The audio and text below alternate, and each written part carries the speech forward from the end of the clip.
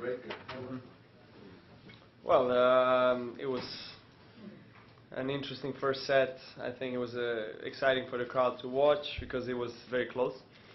But I think it was game-wise an ugly first set, because I wasn't happy with the way I played. He was changing a lot of.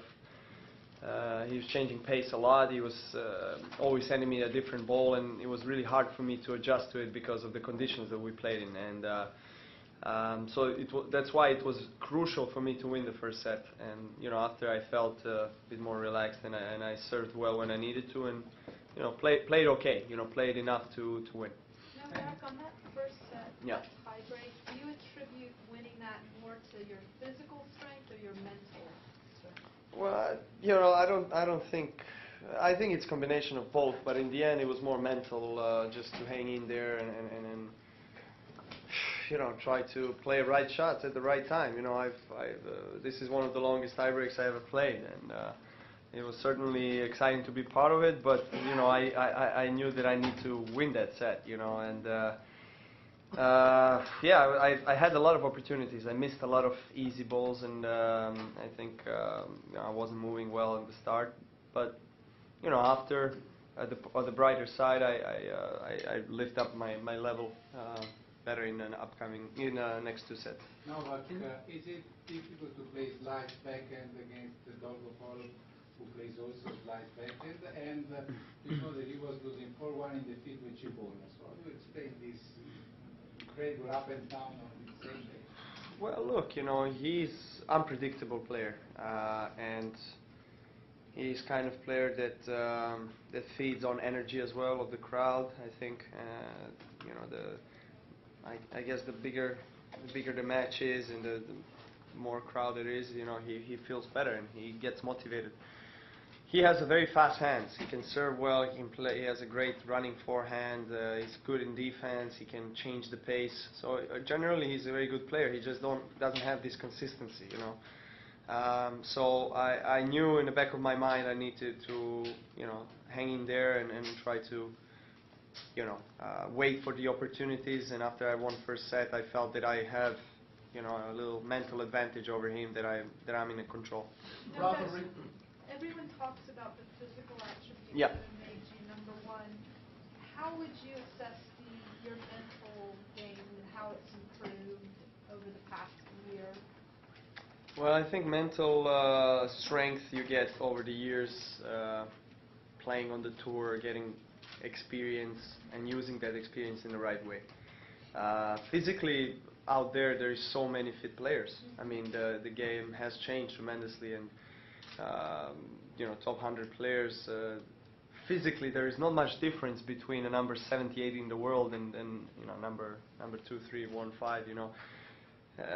Everybody's working hours and hours on the court, off the court, and it's much more dedication to the sport than it used to be, in my opinion. But as you said, it's a mental ability to handle the pressure, to play well at the right moments, and that's why I think there is a certain difference with top 10 players. Were you annoyed by the crowd?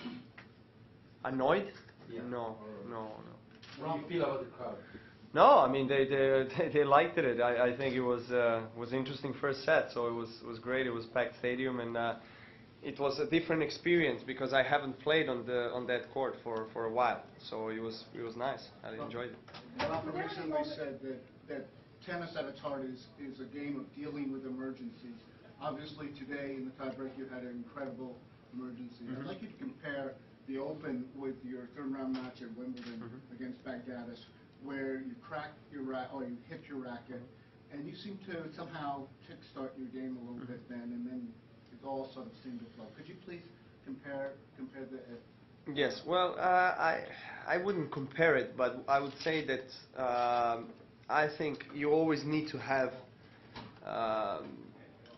As a top player, you're expected to win most of the matches you're playing, and this is obvious. But so that's why there's an extra pressure on you, and you cannot always perform the best, and you can always play as well as you want to. So there are days where you don't feel great, where your opponent is hitting the ball well and has nothing to lose. But I guess in my cases, I always have one match in Grand Slams where where it's a big test, it's a big struggle,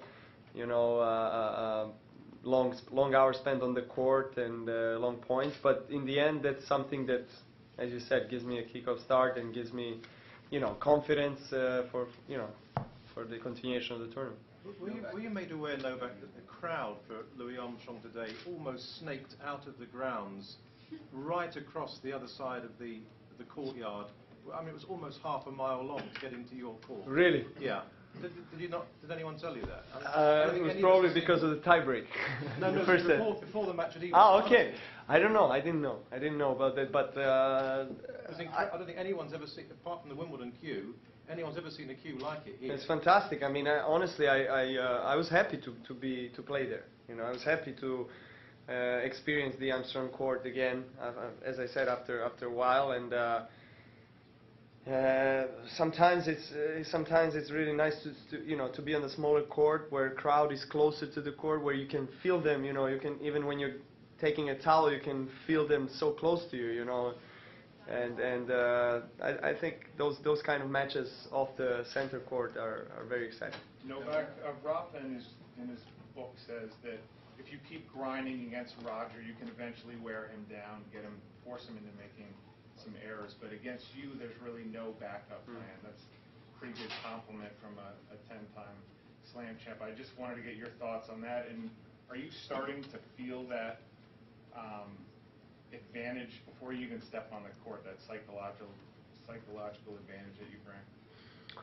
Well, first of all, I'm flattered. I'm flattered to hear, and obviously he's a great champion, and somebody that still he's top of the men's game, and he has, I think, still a lot of Grand Slams to win. He's a great player and a great great person off the court. So we played so many matches between each other, us three and four, Mari as well. And mostly on the major events, and it's a rivalry, if you want to call it, that is, I think, bringing a lot of excitement to the sport. I think whoever you play, your game plan is changing. You cannot always have the same game plan for Roger or for Rafa or for Andy. Again, depending on the surface, so you adjust to it with your coaches, obviously, before the match. And second question, I forgot. The psychological advantage. Yeah. Are you starting to feel that now? Where before you even come out of the locker room, you're in that head. Well, as I said, there is this expectations from the top players to get far in any event, especially Grand Slams, and I've been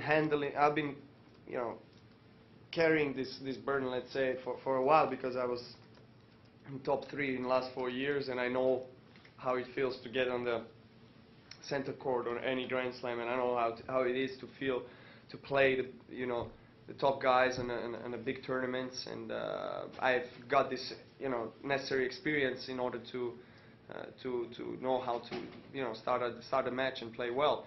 But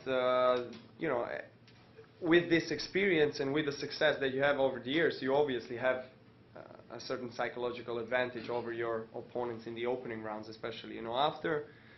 After it gets tougher because you're playing top guys, and that's where just a couple of points decide a winner. Novak, can you talk about the impact of your parents on your life and on your tennis life, and is there anything that you wish that they had done differently with you when you were younger? No, I don't. I'm not one of the persons who likes to look back and regretting some things. Everything I have done, or my parents or any of my members of my family have done for me, I'm very, very grateful for that. And it's been tough times, coming from a country that has had so much trouble. And if I didn't have their support, I don't think I would manage to get here. But that's why they're my parents. That's why they're my family. They're there to support, and their support is always welcome, is always needed. And now I have 2 younger brothers that I hope that they will come one day to this seat in front of you.